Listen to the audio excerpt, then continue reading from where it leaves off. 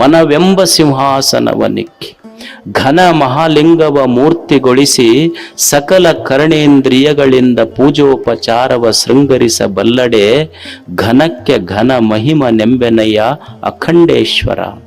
ಷಣ್ಮುಖ ಶಿವಯೋಗಿಗಳ ಹೆಸರು, ಅವರ ವಚನಾಂಕಿತ ಅಖಂಡೇಶ್ವರ. ಎಷ್ಟು ಚಂದ ಇಟ್ಟಾರ ಅವ್ರ ಹೆಸರು ಅಖಂಡೇಶ್ವರ. ಅವ್ರ ದೇವರಿಗೆ ಹೆಸರಿಟ್ಟಾರ ಅವ್ರು. ನಮ್ಮ ದೇವರ ಮನಿ ದೇವ್ರು ಬೇರೆ, ಮನದ ದೇವ್ರು ಬೇರೆ, ಜಾತಿ ದೇವ್ರು ಬೇರೆ, ಧರ್ಮ ದೇವ್ರು ಬೇರೆ, ನಡ್ಕೊಳ್ಳೋ ದೇವ್ರು ಬೇರೆ. ಅವ್ರ ನಮ್ಮ ದೇವ್ರು ಕಂಡು ತುಂಡು ತುಂಡಾಗ್ಯಾವ. ಆದ್ರೆ ಅವ್ರ ದೇವ್ರು ಅಖಂಡೇಶ್ವರ ಅಂತ ಹೆಸರಿಟ್ಟಾರ ಅವ್ರು. ಅಖಂಡೇಶ್ವರ ಅಂತ ಯಾರಿಗೆ ಅನ್ಬೇಕಂದ್ರ, ಈಗ ತಾಯಂದಿರದಿರಿ ನೀವು, ಈಗ ತಾಳಿ ಹಾಕೊಂತೀರಿ. ತಾಳಿ ನೋಡ್ರಿ, ಮಣಿ, ತಾಳಿಯ ಮಣಿಗಳೆಲ್ಲ ತುಂಡು ತುಂಡು ತುಂಡು ಭಿನ್ನ ಭಿನ್ನದಾವ್. ಆದ್ರೆ ತಾಳಿಯನ್ನ ಪೋಣಿಸಿದ ದಾರ ಅಖಂಡ ಐತದ. ಹಂಗ ಈ ಜಗತ್ತು ನೋಡ್ಲಿಕ್ಕೆ ಖಂಡವಾಗಿ ಕಂಡ್ರು ಈ ಜಗತ್ತನ್ನ ಪೋಣಿಸಿದ ಸೂತ್ರ ದೇವರು ಅವನ ಅಖಂಡ ಇರುವುದಕ್ಕಾಗಿ ಅವನ ಅಖಂಡೇಶ್ವರ ಅಂತ ಹೆಸರು. ಅವನು ಅಖಂಡೇಶ್ವರ. ಅವ ಅಂತನ ಮನುಷ್ಯನೇ ಜೀವನವೇ ಒಂದು ಪೂಜೆ ಆಗಬೇಕು. ಪೂಜೆ ಅಂದ್ರೆ ಗುಡ್ಯಾಗ ಹೋಗಿ ಮಾಡೋದಲ್ಲ, ನಿನ್ನ ದೇಹ ದೇವಾಲಯ ಆಗಬೇಕು. ತನುವೆಂಬ ಗುಡಿಯೊಳಗೆ ಮನವೆಂಬ ಸಿಂಹಾಸನವನಿಕ್ಕಿ. ನಿನ್ನ ಮನಸ್ಸು ಗರ್ಭಗುಡಿಯಾಗಬೇಕು, ನಿನ್ನ ದೇಹ ದೇವಾಲಯ ಆಗಬೇಕು, ನಿನ್ನ ಎದೆಯೊಳಗ ಪರಮಾತ್ಮನ ಪ್ರತಿಷ್ಠಾಪನೆ ಆಗಬೇಕು. ಅದಕ್ಕೆ ಸತ್ಯ ದೇವರು ಅಂತ ಕರೀತಾರೆ. ಇಷ್ಟು ಪ್ರತಿಷ್ಠಾಪನೆ ಆತು ಅಂದ್ರ ನೀ ಏನು ಮಾತಾಡಿದ್ದೆಲ್ಲ ಸದ್ವಚನ. ಅದು ಯಾಕಂದ್ರೆ ಒಳಗೆ ಸತ್ಯ ದೇವ ಇರ್ತಾನೆ. ಏನು ವಿಚಾರ ಮಾಡ್ತೀಯ ಅದು ಸದ್ ವಿಚಾರ, ಏನು ಕೆಲಸ ಮಾಡ್ತೀಯ ಅದು ಸದಾಚಾರ, ಏನು ಭಾವಿಸ್ತೀಯ ಅದು ಎಲ್ಲ ಸದ್ಭಾವ. ಯಾಕಂದ್ರೆ ನಿನ್ನ ಜೀವನವೇ ಪೂಜೆ ಆಗ್ತೈತಿ, ದೇವರಿದ್ಯಾಕೆ ಕುಂತಾನೆ. ನೀನು ದೇವರನ್ನ ಗುಡಿಯೊಳಗೆ ಪೂಜೆ ಮಾಡುವನಲ್ಲ, ನಿನ್ನ ಎದೆಯೊಳಗಿಟ್ಟು ಪೂಜೆ ಮಾಡವ. ಅದಕ್ಕೆ ನಿನ್ನ ಜೀವನವೇ ಒಂದು ಆರಾಧನೆ.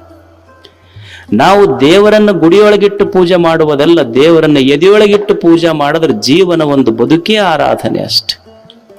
ಬದುಕು ಆರಾಧನೆಯಾಗಬೇಕು, ಬದುಕೊಂದು ಪೂಜೆಯಾಗಬೇಕಲ್ಲ. ಹೆಂಗ್ ಬದುಕಬೇಕು ಮನುಷ್ಯ? ಸದಾಚಾರಿಯಾಗಿ ಬದುಕೋದು. ಸತ್ಯವನ್ನ ನೀ ಅರುತಿ ಅಂದ್ರ ಅದು ಜ್ಞಾನ ಮಾರ್ಗ. ಸತ್ಯವನ್ನ ತಿಳಿದ್ರ ಜ್ಞಾನ ಮಾರ್ಗ. ಸತ್ಯವನ್ನ ನಂಬುದಿ ಅಂದ್ರೆ ಭಕ್ತಿ ಮಾರ್ಗ. ಸತ್ಯವನ್ನ ಆಚರಣೆ ಮಾಡಿದಿ ಅಂದ್ರೆ ಕರ್ಮ ಮಾರ್ಗ. ಇವೆಲ್ಲವನ್ನು ತಿಳಿದಿ ಅಂದ್ರೆ ಅದೇ ಮುಕ್ತಿ ಮಾರ್ಗ, ಜೀವನ್ ಮುಕ್ತಾವಸ್ಥೆ ಅಂತ ಕರೆದ್ರ ಅದಕ್ಕೆ.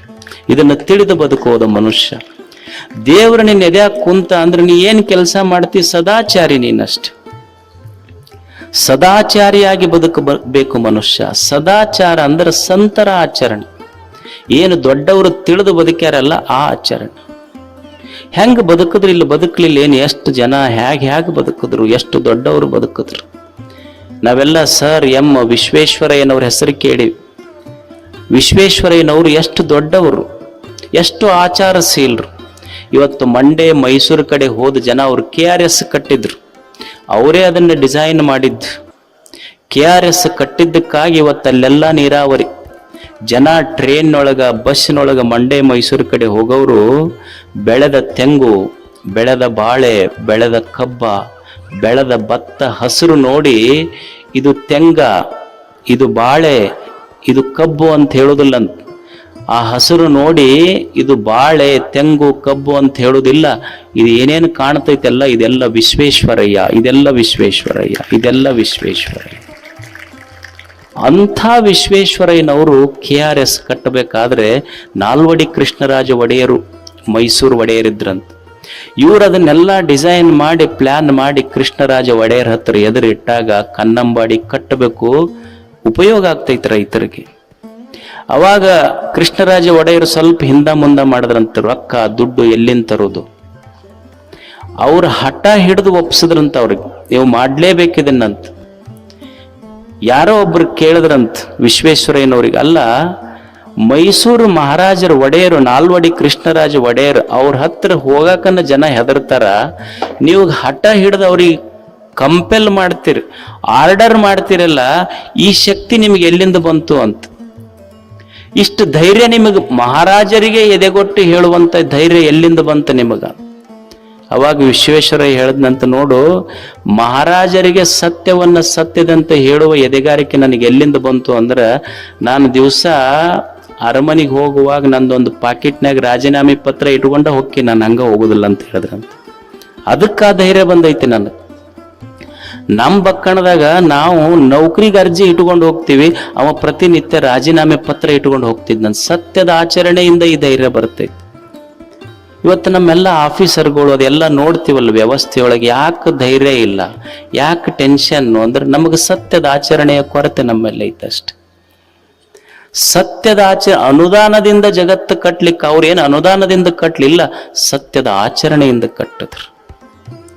ನಮಗ ಆ ಧೈರ್ಯ ಇಲ್ಲ ಅಷ್ಟು. ಯಾರೋ ಒಬ್ಬರು ರಿಟೈರ್ಡ್ ಆದ್ರಂತ ಆಫೀಸರ್.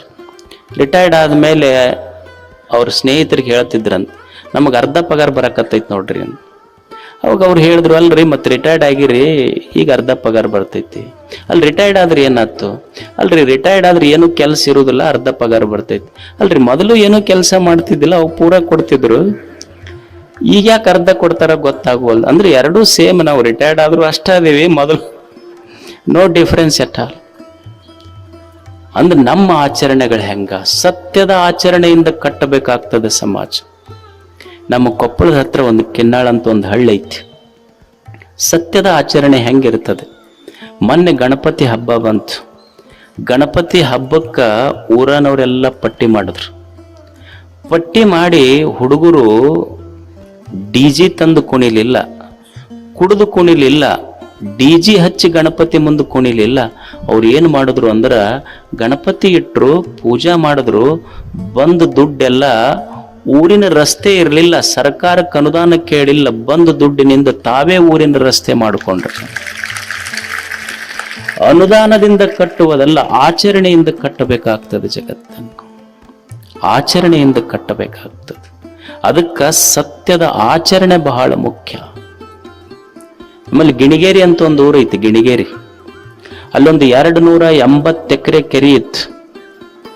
ಅದು ಎಲ್ಲ ಸ್ವಲ್ಪ ಅವರು ಇವರು ಅಕ್ವೈರ್ ಮಾಡ್ಕೊಂಡಿದ್ರು.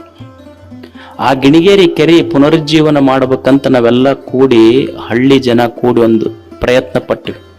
ನಿಮಗೆ ಆಶ್ಚರ್ಯ ಅನ್ನಿಸ್ಬೋದು, 280 ಎಕರೆ ಕೆರೆ ಹೂಳೆತ್ತಿ, ಒಟ್ಟ ನೀರಿದ್ದಿದ್ದಿಲ್ಲ ಕೆರೆಯಾಗ.